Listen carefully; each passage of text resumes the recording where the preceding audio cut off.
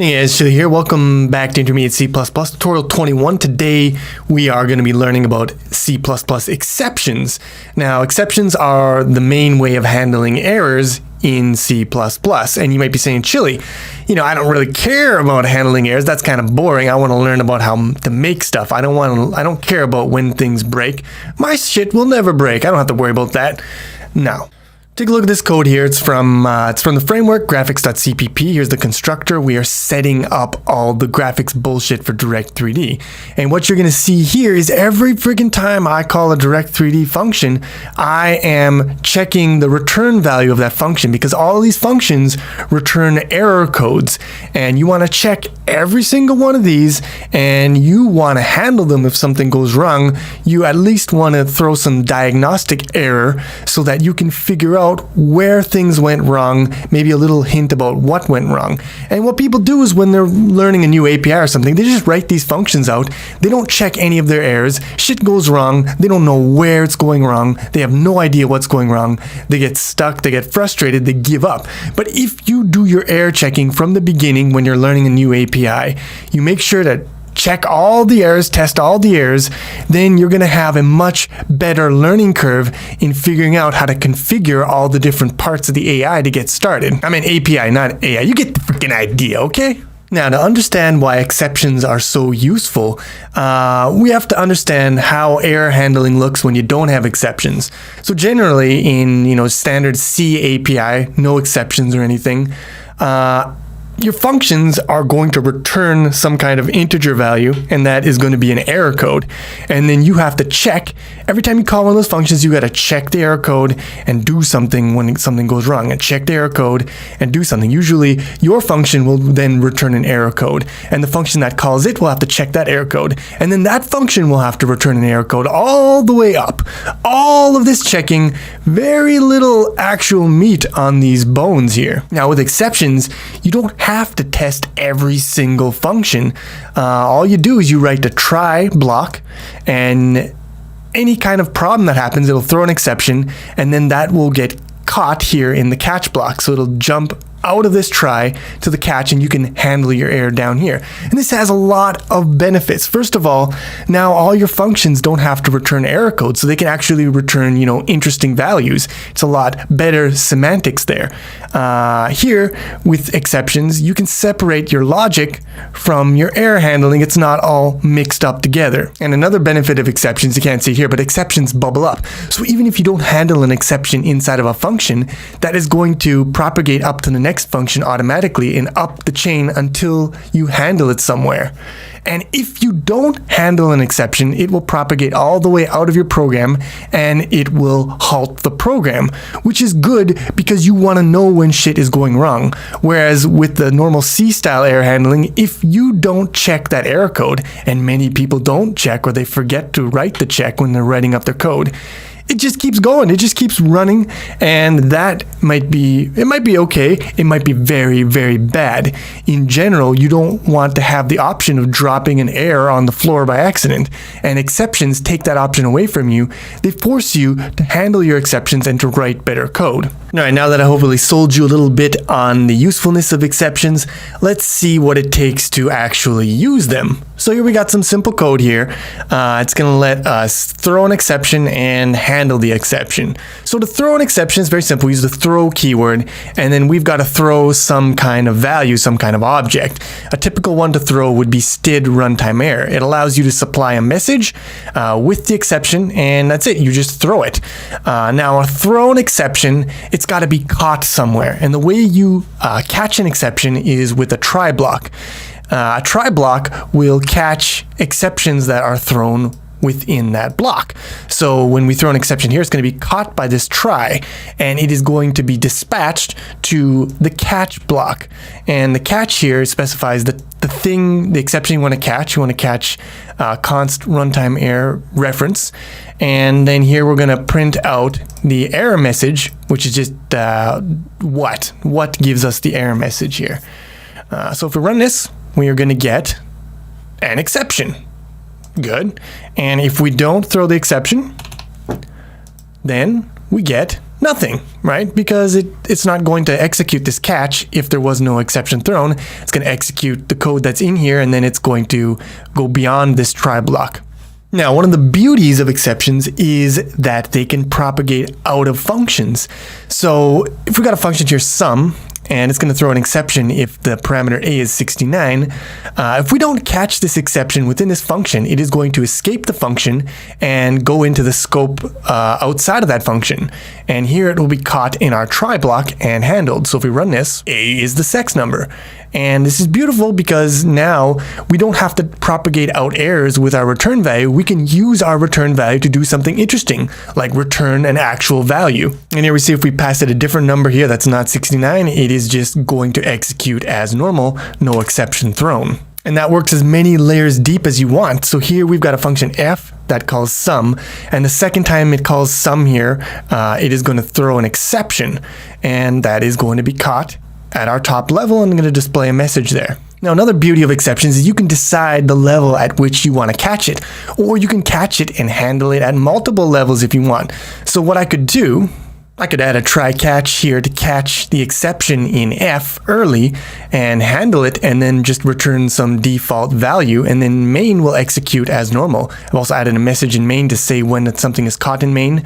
And if we see here, now it says caught in F, and main just executes as normal. So here I caught the error early and recovered so that main now executes normally. I could also catch the error in F, do something, and then rethrow the error to be caught at a higher level.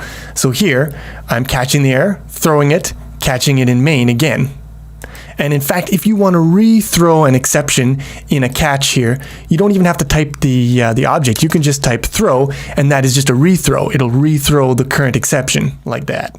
Now, you're not restricted as to what you can throw. You can throw anything at all. You can throw an object, you can throw an integer, you can throw a string, you can throw a pointer, anything you want. So here, if b is 420, we're going to throw an integer. So let's just throw some dumb integer number.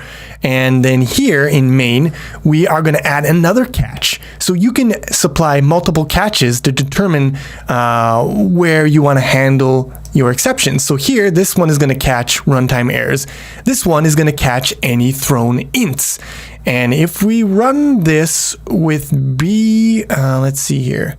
So if we set this one to 420, that means that this one is going to be 420, which is going to be b.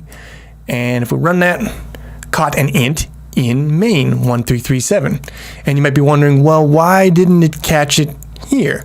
Well, this one is only catching runtime errors. So this try catch will handle any runtime errors that try to escape from this try block, but it will let other things pass through. So you can use try catch as a kind of filter, and you can handle the exceptions that you're ready to handle, and you can allow the other sections to pass through, and they will go down into this try. And here we're going to catch this one here.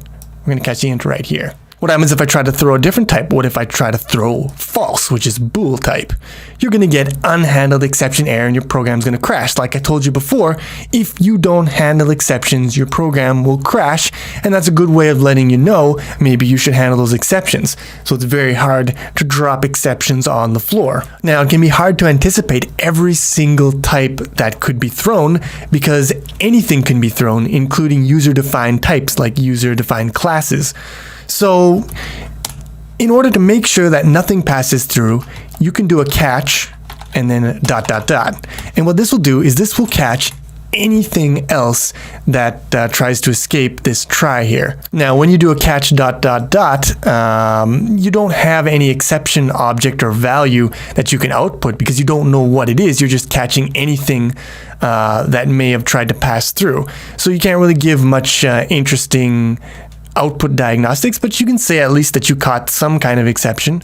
And there you go. Now it's going to catch that bool. It's going to say, well, caught something, doesn't know what it is, but at least your program won't crash. And even if you don't know what that exception is, even if you don't have an exception object to work with, you can still rethrow the exception by simply doing a throw, and that will rethrow whatever that thing is, even though you don't really know what it is. There you go. Just rethrew that exception. Now, although we can technically throw anything we want, that doesn't mean we should just throw anything. In general, it's good practice to throw classes that inherit from std exception. So if you look in the standard library, you see a whole bunch of predefined exception objects that have, predefined meanings. So in general, you got your two basic general errors, your logic errors and your runtime errors. As we can see here, logic error inherits from exception and it reports errors that are the result of faulty logic, whereas runtime errors are reporting errors that are due to events beyond the scope of the program. Like, for example, maybe a file you tried to access has become unavailable. It's something that you couldn't have anticipated writing the program. So generally, when problems arise in your programs, you should throw an exception type related to the problem, and you can also inherit from exception or inherit from logic error or runtime error and create your own specific logic types for more finely grained exception handling, so you can filter them better with these try catches. So here what I've done is I've made some, throws a runtime error for 69, it throws a logic error for b is equal to 420, and here I am going to catch a runtime error, but I'm also going to catch std exception, which is the type that both of these errors inherit from. So what happens now when I throw a runtime error? I believe that this will throw a runtime. No, this is going to throw a logic error because b is equal to 420. So if we run this, we get caught a std exception in main. B is the weed number. So what happened here? Well, I threw a logic error. The logic error was not caught here because a logic error is not a runtime error. So it passed through this net and it got caught up here, and it's not a runtime error, so it got dispatched to this one because logic error is a type of std exception. It inherits from std exception, so it'll get caught here. So you see that polymorphism in inheritance works well with exceptions here. You can use parent types to catch general exceptions. Now, if I change this to 69, it's now going to throw the runtime error. And if we run that, we're going to see it caught runtime error in F, and then it rethrows the runtime error, and it caught runtime error in main. So it caught it here, it rethrows, and it caught it here. Now you might be wondering, well, runtime error also inherits from std exception. So could it be caught here? How do we know which one it's caught in? And the answer is it will be caught at the most derived type. So runtime error is more specific than exception, so it will be handled here. But for logic error, the most specific one is just exception. There is no more specific catch in here. There is no logic error catch. If we had one, it would be caught there and it wouldn't be caught in this one. So this is a beautiful system that we have here. We can detect errors at the lowest points in our functions, and then we throw them, and then we can catch them wherever we want up the call chain, and we can handle them, we can rethrow them, we can filter for specific errors, and we can separate our error handling from our logic of our code, and we don't have to pollute our return values with error values. We can use them to return actually interesting information from our functions. Now, there's one major issue that I haven't covered yet, and that is what happens to our objects when we throw an exception. Because when we throw an exception from here, for example, it is basically the code is going to jump from this point to wherever the code is being caught. So if it's a runtime error, it is going to jump to here, and then we're going to throw from here, and it is going to jump to here. So for example, if I got some objects here, I just made some announcers here. They announced their construction and their destruction. And if I construct a couple of these guys and then I throw an exception, what happens to these guys? What happens to this guy who hasn't been constructed yet? Well, let's take a look. We run it and we get our debug information. We see we construct J, we construct K, and then when we throw the exception here, it is going to destroy K and destroy J, and we call this unwinding the stack. So whatever stuff was created on the stack up until the point of the exception will then be destroyed. Everything after that, obviously it hasn't been created yet, it's not going to be destroyed. So we unwind the stack up until that point, and then the exception escapes this function, it will go into here, it gets caught and handled in here, rethrown, caught here, and handled here. So whenever you've got a throw, you're going to unwind the stack and you're going to jump to wherever the catch is. And that's great, except what happens if we do something like this? We allocate something on the heap, and then we throw an exception. What happens to that object on the heap? Well, it gets constructed, but as you can see here, it is not destroyed. That memory has been leaked. So, you might say, well, that's shitty. Exceptions must actually be garbage, because they're going to make me leak any memory that I allocated on the heap. And that's only true if you're not a very good C++ programmer, because as you guys know by now, because I've taught you this isn't how we want to allocate stuff on the heap. How do we want to allocate it? Say it with me. Make unique, right? Because we don't want to have our memory managed ourselves. We don't want to have to manually new and delete things, because that causes problem. That makes it so that we can forget. And the other super good reason for why we use smart pointers is because in the case of exceptions, we can't really, it's not easy to just remember to delete your stuff, because if an exception is thrown, it might skip your delete statement.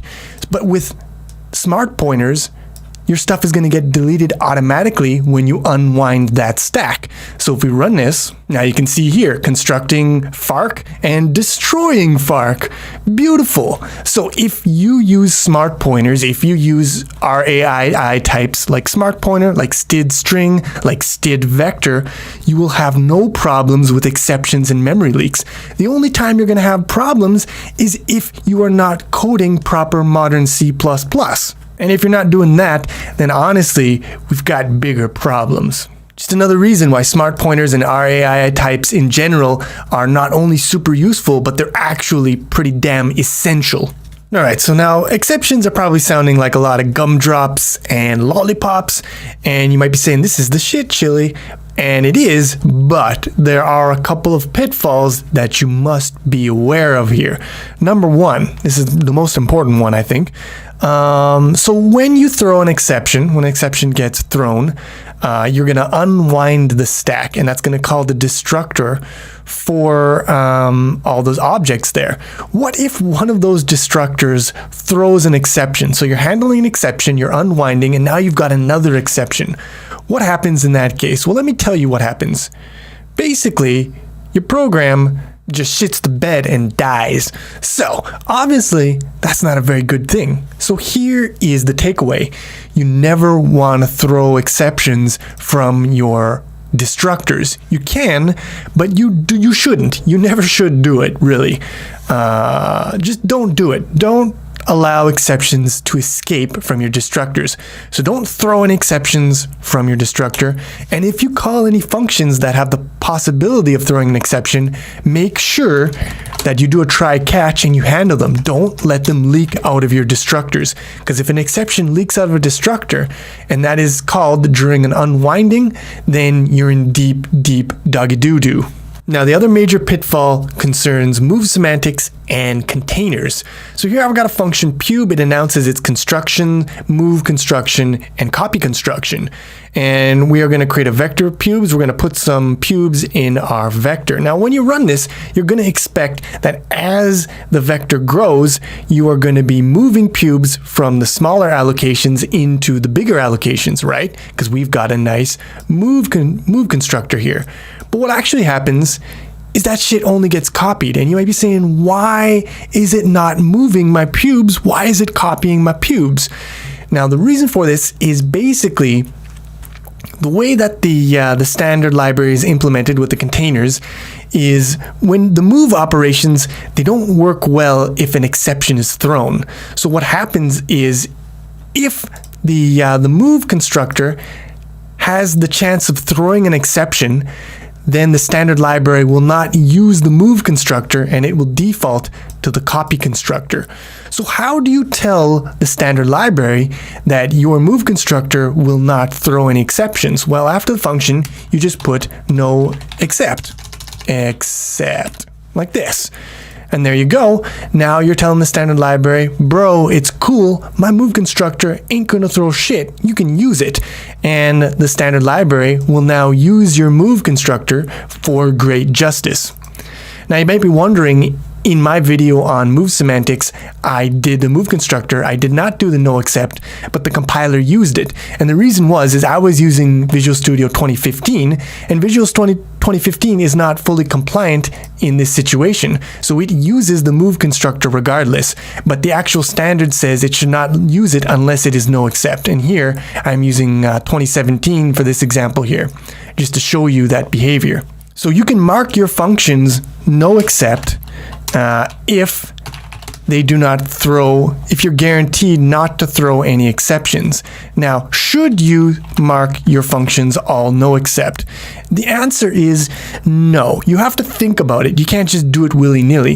If you mark a function no except, you're basically entering into a contract with whoever is using your code, and you're telling them that this function is guaranteed now and probably in the future to not throw exceptions. And if you change that later on and throw exceptions, that might mess up somebody's code who is depending on your function being no except.